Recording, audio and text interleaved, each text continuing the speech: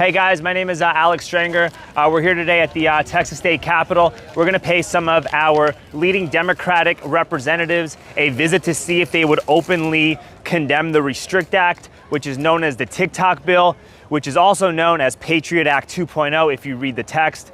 One of the most egregious violations of your human rights in this bill includes the fact that they can jail you for up to 20 years for using a VPN to go on a forbidden website. And the definition of forbidden is completely arbitrary and at the whim of the president, the intelligence community, and the Secretary of Commerce. So we're going to go to various Democratic reps' offices, see if they're willing to condemn this bill, because that is an actual threat to democracy, and this bill borderlines on digital fascism. How's it going? How you doing, man? Hey, you're the NAACP chair, right? Yes, sir. Hey, my name is Alex Stranger.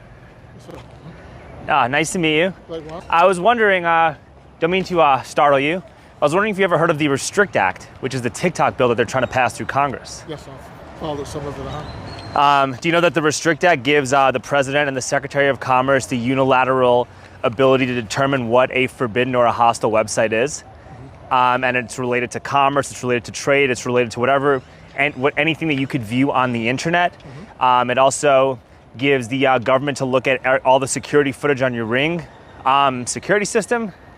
And it can also punish you for 20 years in jail for using a VPN to go on a website that the government deems to be forbidden.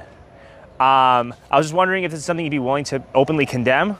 Well, no, I can't condemn it because in many ways, they're saying it might be a national security issue. Those issues got to be balanced out between what's happening around the world with technology, spying, those kinds of things. I can see some of the concerns, but at the same time, let's face it, we're under attack in many ways. So I think there has to be a balance with that. You can't limit everything, but at the same time, if folks are business system and it's controlled by foreign people, for the most part, foreign nation, that's unfriendly, then it might require a conversation. Not necessarily violating people's rights, but there's a thin line there, I think. We got to be very careful. No, I understand. I'd like to read some of this to you. Sure.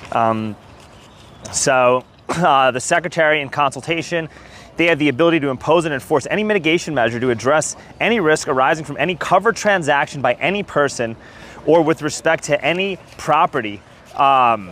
This is subject to software, hardware, any other telecommunications device. This has to do with your wireless local area networks, mobile networks, satellite payloads, cable access points, core networking, edge computer platforms, quantum communications, cryptography, robotics, biology, e-commerce and technology services, including any electronic techniques for accomplishing a business transaction. So theoretically, if the government is threatened by something like Bitcoin after our currency is being debased historically and they try to implement a central bank digital currency that they have complete and total control over what your finances are, what if you get a right-wing fascist in office?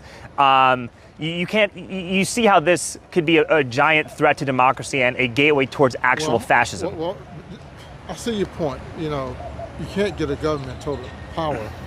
I understand that, but it has to be checks and balances too. They're trying to make some points about the world we live in, but on the other hand, you can't let your fear decide the whole conversation. In other words, they don't need too much power. You certainly can abuse the rights of individuals. So I think there's a conversation there. I think there are concerns there. Well, I'm glad that you're concerned. My opinion, and I think a lot of other people share this opinion, regardless of your political affiliation, regardless of what you look like, regardless of your orientation, regardless of what you identify as, this is extremely overreaching. And the measures and the ambiguity that's displayed in this bill is a cause for concern. And if you want to address national security on what you do in the internet, you can do that without the expense of taking everybody's rights away. I think that's a valid point. So that's where I'm going with this. Well, what I'm saying is, what you're saying to me is going to wake people up a little bit, make them think through this. We have a robust conversation with yours. We don't want to give the government ultimate power. I'm with you on that. And some of these things are very concerning. On the other hand, there are dangers out there, but we're the people, so ultimately we decide.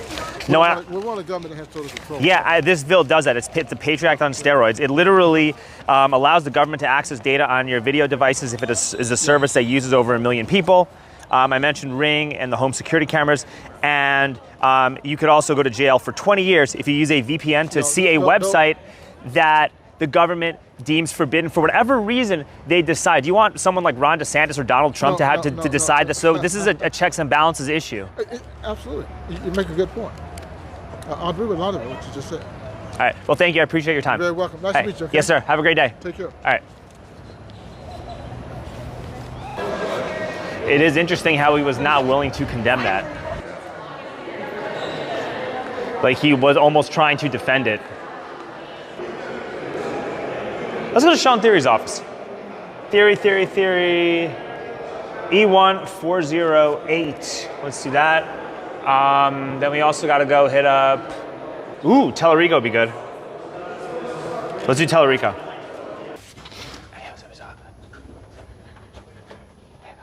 New TikTok bill, aka the Restrict Act. We just want to know if you'd be willing to condemn it. It literally punishes people with a 20-year jail sentence for using a VPN to access a website that the government may find forbidden for whatever arbitrary reason that they can. And imagine if Trump gets reelected. Imagine if you get President Ron DeSantis, what they could do with that power. So it would just be nice to get bipartisan support to openly condemn what is basically digital fascism manifesting itself. I'll look into it. I really have to go. No, do your thing. I'm so sorry. I didn't mean to. That was not good. But I think it's better to go into their offices to talk about it. Wow.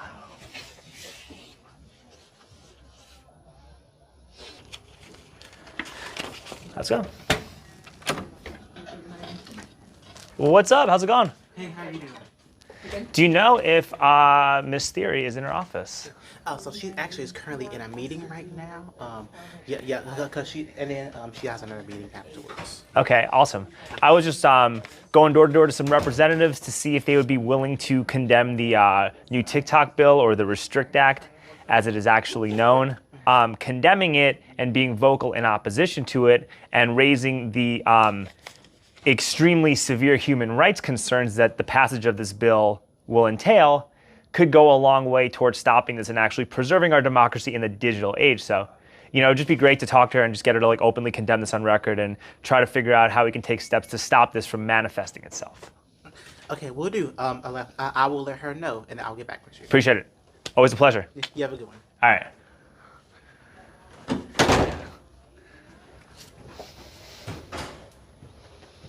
Okay. Hi, how are you? Good, how are you? Hi, do you know if Erin Zwiener is here? She's in a meeting right now. Is there anything I can take for you? Yeah, I just wanted to see if she'd be willing to openly condemn the Restrict Act. I just want to get as many people, regardless of what party you're on, to openly condemn something like this. Yeah, or I can give you my card and you can email it to me. I would love to do that. Yes. Yeah. That is so nice of you. Thank you so much. Yeah, of course. There you go. All right, awesome. Hey, my name is Alex, by the way. I'm Caitlin. Nice to meet you. Yeah, nice to meet you too. All right. Hey, have a great day. Y'all have a great rest of your day. All right. Okay, that actually went pretty well. She's like, email to me. Yeah. And when you email her, what kind of response are you hoping to get? They're probably not going to respond at all, but at least you'll know it, and I could come back next week and just say, hey, did you read what I sent you? Hey, how you doing? I'm good. How are you? Good. Do you know if Mr. Bernal is in his office? He is not. He's on the committee right now. Oh, okay. Well, I can't speak on his behalf. He's busy, but maybe I'll come by another time. Do you know when would a good time to come back would be? I'm not sure. Committees can. They take forever, dude. It's such a clown show in the legislature. Okay, thank you. We'll definitely stop by again, but I appreciate you. Thank you. Thank you. All right. That guy actually seemed like he'd be pretty cool to talk to. Why? His staff member was like, understands how serious it is. Does that make sense?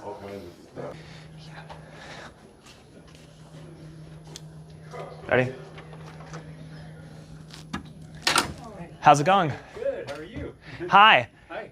My name is Alex Stranger. Hi, Alex. It's nice Hi. to meet you. Great to meet you. Yeah.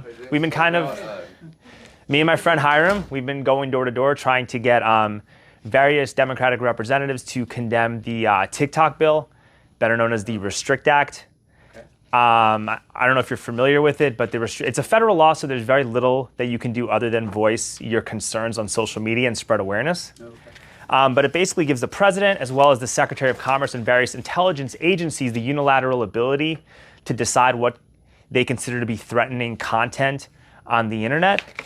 And one of the most egregious things that they can do is they can put you in jail for up to 20 years for using a VPN to go on a website that they consider banned. And this also has to do with like digital transactions. So, let's say you want to use Bitcoin or a different currency other than dollars that they feel threatened by for whatever arbitrary reason. It cuts you off from being able to freely transact and express yourself. And, democracy, it is under attack. And when you sign something like this into law, I know the president is said openly in various news publications that they were going to sign this. Yeah. And what's the bill number you said? I think it's S866 or something like that. It is to restrict. It's a federal bill. Oh, so it's not. It has nothing to do with you have no ability to legislate, vote, or anything. All you're doing is voicing your concerns or sharing this with other people. But it is basically like a digital version of the Patriot Act. Got it. And granted, we have you have leadership that cares about marginalized communities and whatnot, right? But it's very well possible you can get leadership that feels the exact opposite. Yeah. And what if Trump gets reelected? What if you get a Ron DeSantis? What if you get somebody else? Yeah. Do you want that administration to determine what is threatening content on the internet? Yeah, I mean, like that bill it's fascist. So yeah, do you have a copy of it? This is the only copy that I have. Oh, okay. I'm happy to give it to you though if you want. I'll literally. I don't want to take your copy if you're going door to door. You're my last person, okay. James. I will give you this whole copy. I appreciate that. Here. Yeah, I would love to look at it and read the bill and. Yeah, here you go. This is what I have.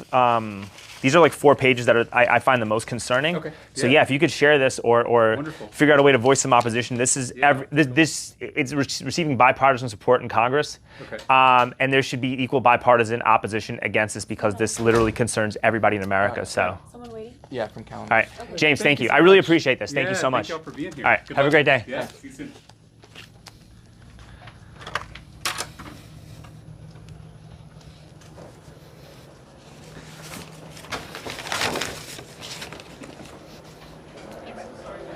All right, let's go home. I think it was very productive. I think we got a lot of really good footage. I think at the very least we have some fun content to post on social media, but ultimately this is just step one. We're gonna have to come back. We're gonna have to keep reminding them that we stopped by their office to say hello to them. And we need to make this a reoccurring trend so that you normalize people putting pressure on elected officials as well as important political leaders to condemn actual fascism. So stay tuned.